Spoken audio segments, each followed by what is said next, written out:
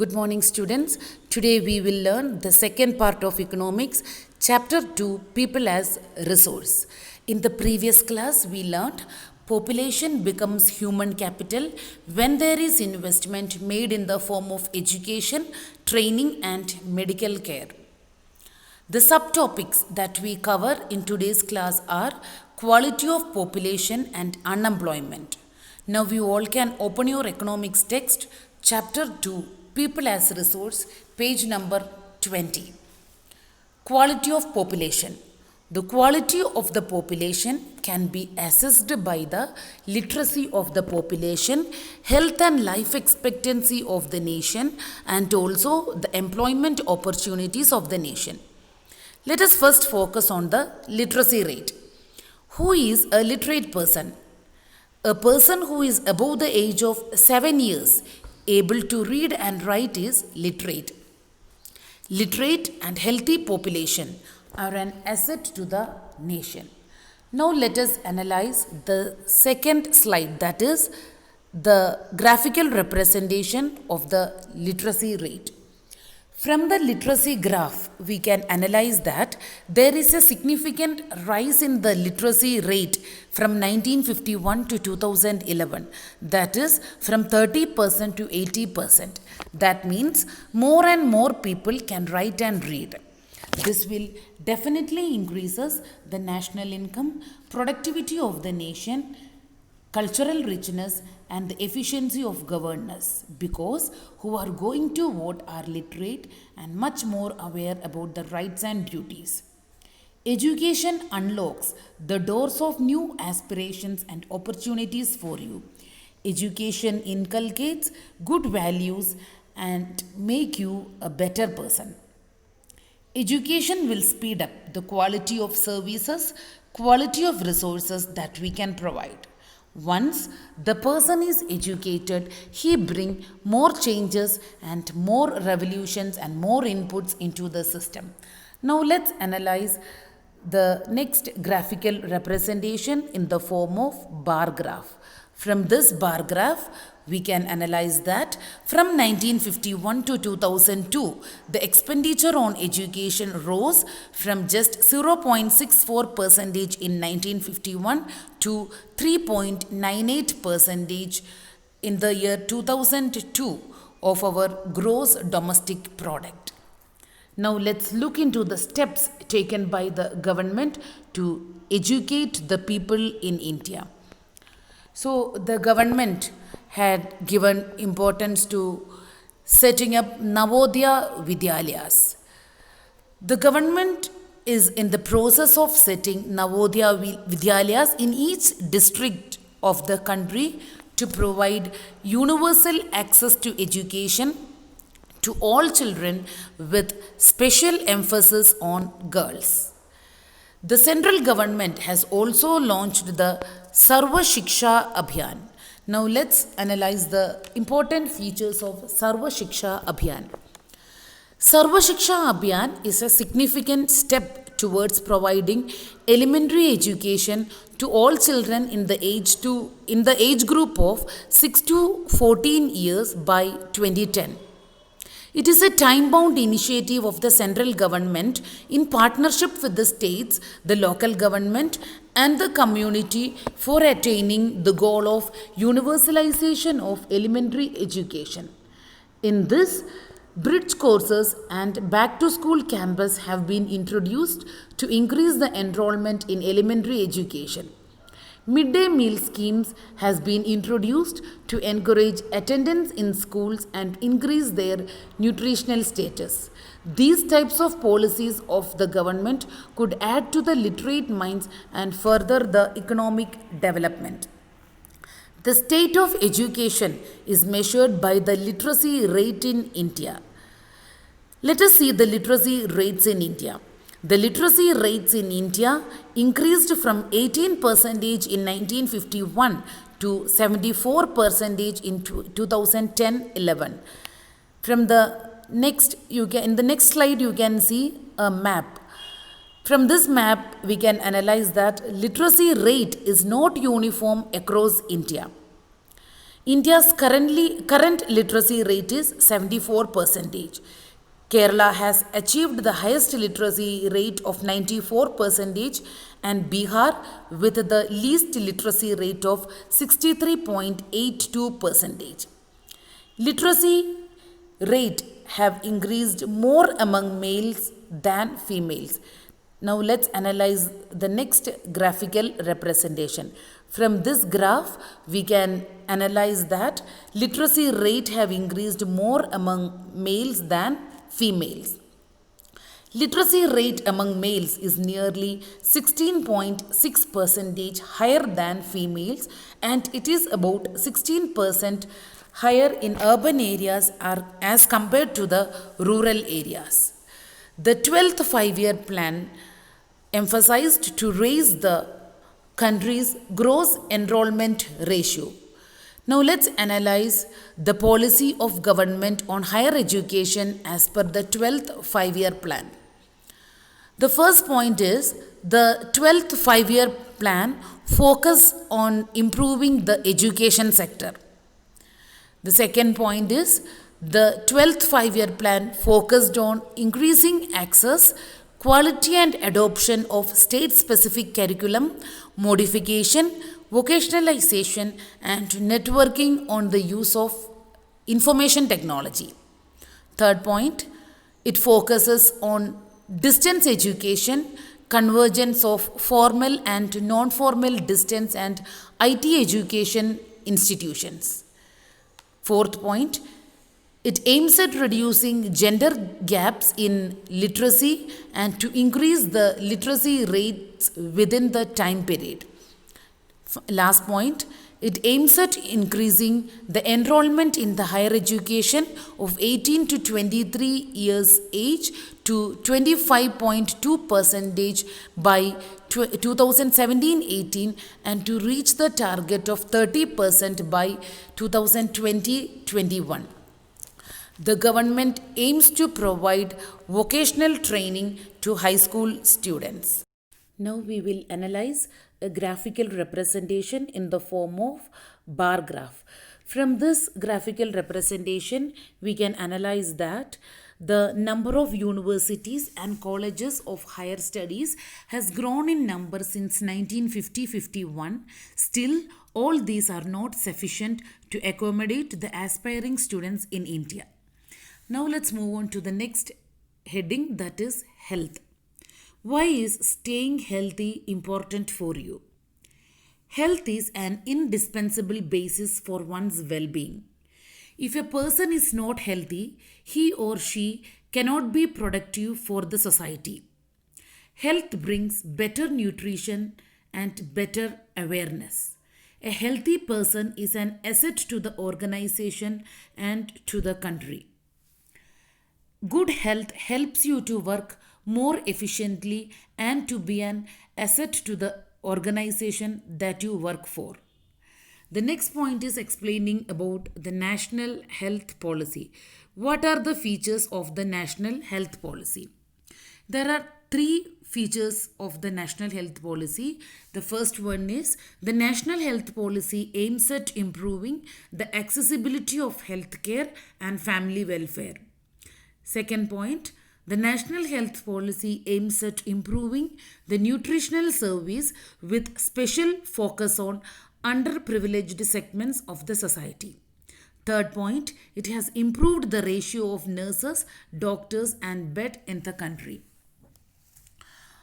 The next, you can see again a graphical representation, a bar graph. Here you can analyze, from this bar graph we can analyze that there has been a tremendous increase in the number of healthcare institutions in India in the past few decades. How do you judge the health of a population? The health of a population is judged by parameters like infant mortality rate, life expectancy, birth rate and death rate. Now let's analyze the meaning of all the terms. Starting with infant mortality rate. What is infant mortality rate? Infant mortality rate refers to the number of deaths of infants per thousand live births before completing 1 year. Second is birth rate. The birth rate is the total number of live births per thousand people during a particular period of time. Next is death rate. Death rate. The death rate is the total number of people dying per thousand people during a particular period of time. The main breakthrough that we achieve is the decrease in the infant mortality rate. This has been, or else the infant mortality rate has been decreased through child and family care programs like vaccinating the children, vaccination, better nutrition, and protection from infection. Thus, the infant mortality rate reduced from 147 in 1951 to 75 by the year 2000. Better healthcare facilities that increased the life expectancy of the people. So, with the better healthcare facilities, the life expectancy increased to 65 years in the year 2000. Some of the states are really surpassed in healthcare, like the states like Karnataka, Andhra Pradesh, Tamil Nadu, and Maharashtra. However, we have states like Bihar and Uttar Pradesh which lags severely behind in the healthcare facilities in the nation. With increasing awareness about family planning, the birth rate in India came down to 26% by 2000. We have also started free medical care and medicines through government hospitals in many parts of the nation. Now with that, by giving good medical facilities to the people in India, our death rate also decreased. It means with better healthcare facilities, the death rate in our country decreased to 8.7% by the year 2000. Now, we also have National Rural Healthcare Mission, where we are promoting good doctors into rural areas as to improve the healthcare. Now let's move on to the next topic, that is unemployment. First, let's analyze the meaning of the term unemployment. What do you mean by unemployment? Unemployment means it is a situation in which a person is willing to work at prevailing wages, does not get any work, is known as unemployment. I'll repeat the point.